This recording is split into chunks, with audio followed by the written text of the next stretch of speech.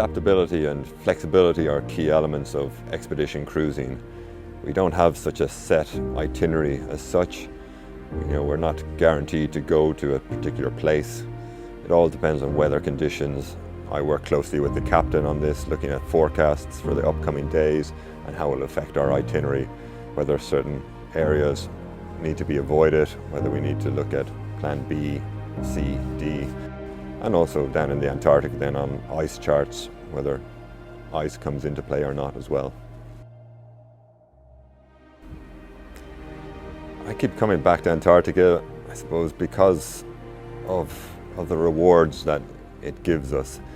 It creates huge challenges, to operate down here, and you never know exactly how it's going to work out, but it always does. You always get this amazing experience at the end of the day, and to see just the reaction of the guests that we have down here, see just how much fun and enjoyment they're having the whole time. It's just incredible.